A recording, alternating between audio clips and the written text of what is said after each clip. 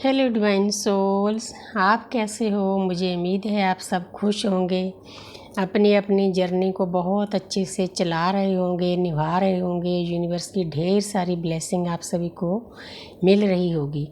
तो मेरा आज का शॉर्ट का भी यही टॉपिक था कि यूनिवर्स कर्मा बैक कैसे देते हैं, और लॉन्ग वीडियो भी इसी टॉपिक पर है। तो कर्मा बैक कैसे होता है। देखो, जितने भी गुरु हैं, जितने भी धर्म हैं, सभी हमें यही सिखाते हैं कि हमें किसी का बुरा करना नहीं चाहिए, किसी के बारे में बुरा सोचना नहीं चाहिए, क्योंकि हमारे अंदर हर पल रिकॉर्डिंग चलती है। मतलब किसी का बुरा करना तो क्या, सोचने से भी हमारे जो कार्मिक अकाउंट हैं वो बन जाते हैं, संचित कर्म बन जाते हैं। जो हम अच्छे काम करते हैं वो हमारे परालब्ध कर्म होते हैं, हमारे सूक्ष्म जो शरीर हैं उनमें जमा हो जाती है रिकॉर्डिंग।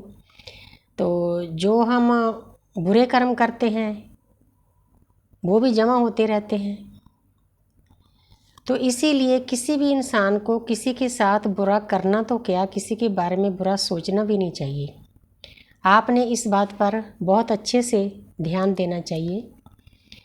तो जब हम किसी का बुरा करते हैं तो रिकॉर्डिंग तो देखो, एक तो रिकॉर्डिंग हमारे डीएनए में, हमारी आत्मा में चली जाती है।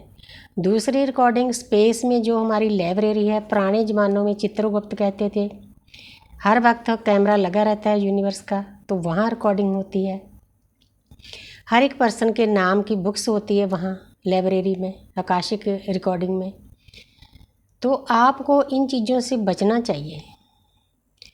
तो अगर आपके साथ कोई बुरा करता है, वो टाइमिंग अलग अलग होती है कि वो इस टाइम दूसरे को कर्मा मिलेगा, या कुछ टाइम बाद, या पास्ट लाइफ में।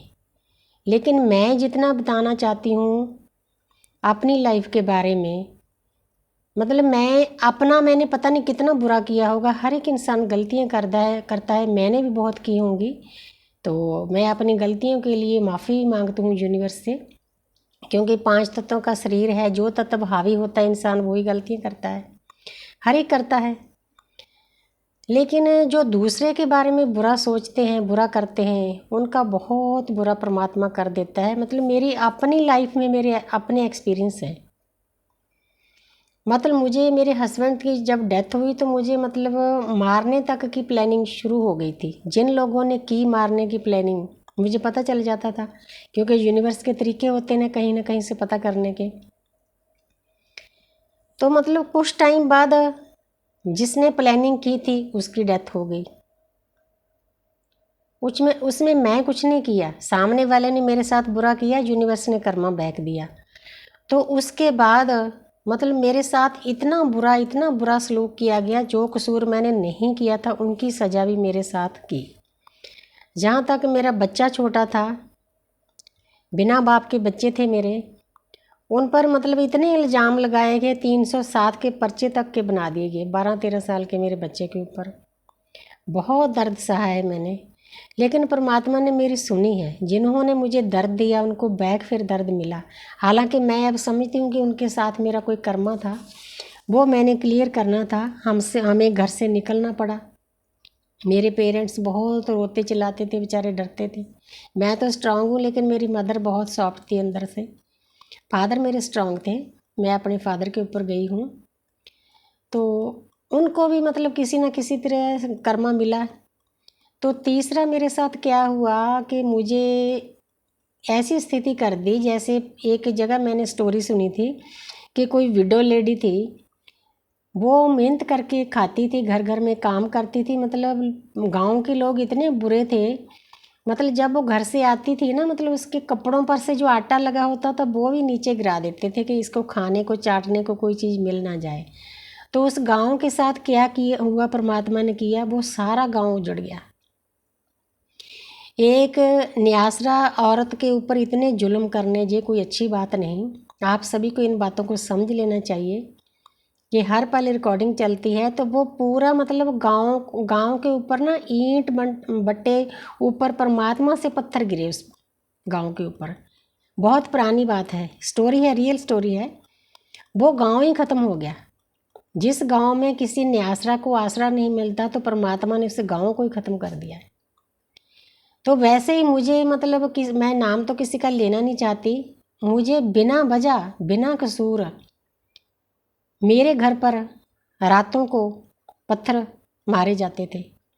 मैं कभी नहीं थी डरी, लेकिन फिर मैं इंसान हूँ, देखो मुझे अपना डर नहीं था, मुझे अपने बच्चों का डर था कि मेरे बच्चों को कोई मार ना दे। तो मैंने जी इतना बड़ा कोठी इतना बड़ा महल क्या करना है जब मेरे बच्चे ही नहीं रहेंगे। तो मुझे अपने घर से निकलना पड़ा, शहर में रहना पड़ा कुछ टाइम के लिए। लेकिन उसके बाद 5-7 साल बाद जिसने मेरे साथ ये किया था, जिन लोगों को मतलब तैयार करके पत्थर मरवाए गए थे, उन लोगों को सभी को एक एक करके पेन मिला। आधे तो दुनिया में है ही नहीं। लेकिन जिस लेडी ने मेरे साथ ये शुरुआत की थी, प्लानिंग होती थी जिसके घर में बैठ के, आज मतलब उसकी ये स्थिति है कि वो गांव में आने की लायक ही नहीं है, अपने घर में इसको रहना नहीं मिलता।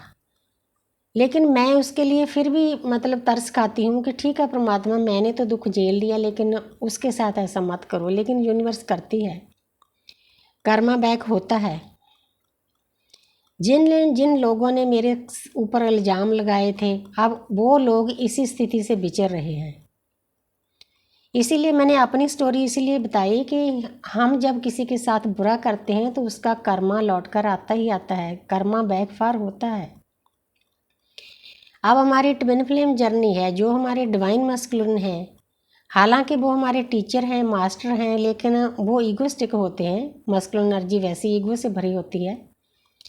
तो जो जो हमारे डिवाइन मस्कुलिन ने हमारे साथ बुरा किया, अब यूनिवर्स उसको बैक लुटा रही है। ये तो होना ही था, क्योंकि उसकी लाइफ में टावर गिराए जाते हैं, डेविल एनर्जी उस पर अटैक करती है, उसके कार्मिक अकाउंट जो होते हैं वो अटैक करते हैं।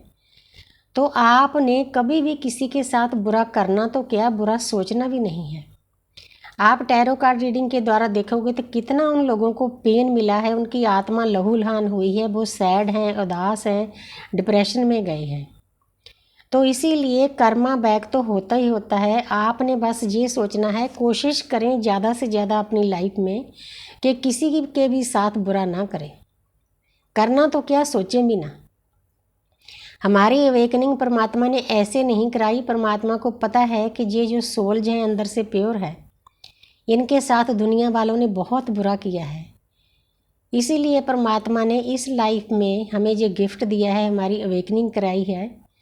तो उसके बाद तो मतलब पहले तो इंसानों के बारे में सोचते थे, लेकिन अब तो कीड़ी से लेकर हाथी के बारे में सोचते हैं। बहुत आपकी लाइफ यू टर्न हो जाती है जब आपकी अवेकनिंग हो जाती है। आपको समझ में आता है कि हमने किसी भी सोल को, चाहे कोई इंसान है, चाहे कोई जानवर है, चाहे कोई पक्षी है, चाहे कोई पेड़ पौधा है, चाहे कोई पत्थर भी है। मतलब एक बात मुझे बहुत अच्छी लगती है, हमारी जो रेखी गुरु हैं, रेखी मास्टर हैं, सवित्री माँ, वो कहते हैं कि किसी बर्तन को भी ना पटको। रेखी में सिखाया जाता है किसी पत्थर ईंट को भी ना पटको, क्योंकि हम भी किसी न किसी टाइम थे यही थे, उनमें भी आत्मा है। मतलब इस हद तक हमारी लाइफ यू टर्न हो जाती है जब हमारी अवेकनिंग हो जाती है। हमने किसी इंसान को दर्द तो क्या देना, हमने किसी बर्तन को, किसी पेड़ पौधे को, किसी जानवर को, किसी पक्षी को भी दर्द नहीं देना। मैं अपना एक एक्सपीरियंस बताती हूँ। एक हफ्ते पहले का, 10 दिन पहले का, हमारे एक डॉगी था, वो थोड़ा लंगड़ा कर तुरता था, वाइट एंड ब्लैक था। तो मैं उसकी सेवा करती थी, उसको रोटी दूध जितना मुझसे हो सकता था डाल, वो बड़े प्यार से भागा आता था। तो एक हफ्ते के लिए मैं अपनी साधना के लिए गई हुई थी, 10 दिन के लिए, विपස්සना के लिए सेंटर में। जब मैं आई वो रात को मेरे पास भागा भागा आया। उसको पता था, मेरी आवाज़ पहचानता था। लेकिन 10 दिन हुए, मैं सड़क से गुजर रही थी अपने गांव में ही, पास में ही, तो वो रो रहा था लेटा हुआ। मैं थोड़ा सा तो उसके पास गई, लेकिन मुझे एकदम क्लिक नहीं हुआ कि मैं उसको रिक्की कर दूं, उसका दर्द कम कर दूं। आज मैंने मतलब प्रेयर करके अदृश्य शक्तियों के सामने मैंने सॉरी फील की है। मैंने होपोनोपोनो की प्रेयर की है, उसकी आत्मा से सॉरी मांगी है। हम इस हद तक काइंड हो जाते हैं, परमात्मा को सब पता होता है कि हम किस एनर्जी में हैं। परमात्मा ने हमारी अवेकनिंग ऐसे नहीं कराई। मतलब कोशिश करें अपनी मैट्रिक्स में कि किसी को भी पेन ना दें, दर्द ना है। अगर आपको कोई हद से ज़्यादा दर्द दे तो मैं जहाँ पर कहना चाहूँगी कि आपको काली बन जाना चाहिए, दुर्गा बन जाना चाहिए, वो भी बहुत ज़रूरी होता है। हमारी रीढ़ की हड्डी के ऊपर सभी देवियाँ विराजमान हैं, तो हमारे जो सर हैं, अंकत सर, उन्होंने जागृत करवाया था सती से लेकर गौरी तक। तो ये सभी चीज़ें हमें सिखाई है। कोशिश करें ज़्यादा से ज़्यादा बचें ताकि आपके कर्मा अकाउंट ज़्यादा ना हो जाए, क्योंकि हमारी जर्नी कार्मिक अकाउंट खाली करने की है। खासकर ट्विन फ्लेम तो ऊपर कॉन्ट्रैक्ट करके आए होते हैं कि अगर हमने 100 जन्म लेना है, हम अपनी सोल को आधा आधा करके हम 50 जन्म ले लेंगे। तो इसीलिए हमें बहुत दर्द दिया जाता है दुनिया में। जितनी सोल कोई हाई लेवल की होती है, जो ट्विन सोल जो होते हैं, ये 9th डिमेंशन से आते हैं। नर्चिंग, केयरिंग, लविंग, हर एक की सेवा में लगे रहते हैं, लेकिन दुनिया वाले कहाँ समझते हैं। वो फिर उनको धोबी फटके देते हैं, बहुत दर्द, बहुत पेन देते हैं। मैंने भी सहा है। लेकिन अब यूनिवर्स ने सिखा दिया है कि सामने वाले को उतनी एनर्जी दो जितनी उसको ज़रूरत है। अगर आप हद से ज़्यादा एनर्जी दोगे तो वो इंसान आपको हर्ट करेगा ही करेगा। सबसे पहले सेल्फ लव करो, अपने आप को प्यार करो, पूरी प्रकृति को अनकंडीशनल लव करो, उस परमपिता परमात्मा से हर वक्त अटैच रहो, नाम जप करो, मेडिटेशन करो, चक्रा बैलेंस करो, अच्छी अच्छी ज्ञान की बुक्स पढ़ो, ऑडियो वीडियो बहुत कुछ है आजकल तो यूट्यूब पे। तो ये चीज़ें अगर आप करोगे ना तो आपके कार्मिक अकाउंट खाली होना शुरू हो जाएंगे, आप अंदर से हल्का हो जाओगे।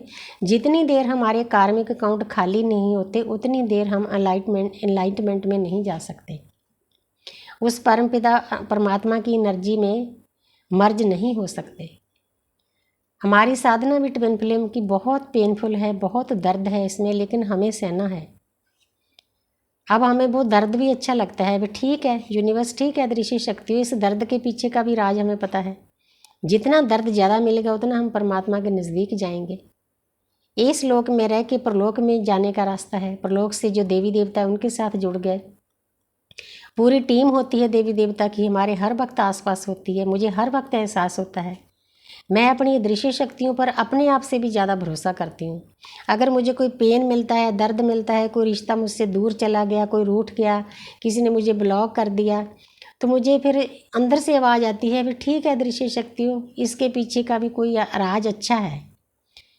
क्योंकि मेरी अपनी लाइफ के एक्सपीरियंस ने जितना मुझे दर्द मिला है, उस टाइम तो देखो मैं एक इंसान हूँ, कभी रोती थी, कभी चिल्लाती थी, सैड होती, लेकिन फिर मैं उठ खड़ी होती थी। एक अलग सी ऊर्जा थी मेरे में, जैसे एक फ्रीडम फाइटर होता है ना, वैसे थी। तो आप भी बस वैसे ही है, कोई दर्द मिलता है, पेन मिलता है, कोई अपना आपसे दूर जाता है, तो उसके बदले में यूनिवर्स आपको ज़रूर कुछ ना कुछ देंगे। यूनिवर्स को सब पता है कि मेरा बच्चा उदास है, पेन में है, दर्द में है, लेकिन उसके बदले में जो गिफ्ट मिलेगा वो बहुत बड़ा गिफ्ट मिलेगा। तो इसीलिए मैंने आपको कर्मा बैक कैसे होता है, कर्मा कैसे हिट होते हैं, मैंने सिंपल लफ्ज़ में आपको समझाया है कि हम पूरी प्रकृति को प्यार करने के लिए आए हैं। हमने परमपिता परमात्मा से कॉन्टैक्ट किया है कि मैं एक तो अपने कर्म काटूंगा अर्थ पर जाकर। हम आते ही जहाँ इसीलिए हैं, ये हमारी पाठशाला है। कोई आपका नहीं है, कोई बहन नहीं, भाई नहीं, परिवार नहीं, ठीक है, हमें विचरना पड़ता है, तो आपका कोई सखा नहीं। ये संसार सब मिथ्या है, सपना है। आपने अपने असली घर में जाने के लिए अपने कार्मिक अकाउंट खाली करने होंगे, इसलिए कोई भी नया कर्मा मत बनाओ जो आपको एक और जन्म लेना पड़े। तो इसीलिए मुझे उम्मीद है कि मेरे साधकों को, मेरी सारी सोल फैमिली को मेरे सिंपल लफ्ज़ों में जो मैंने बताया है कि कर्मा बैक कैसे होता है, कार्मिक अकाउंट कैसे खाली होते हैं, कोई नया कर्मा आपने बनाना नहीं। तो इसीलिए मैं सबको प्यार सेंड करती हूँ। I love you all, God bless you, my blessing always for you. Thank you, thank you, thank you.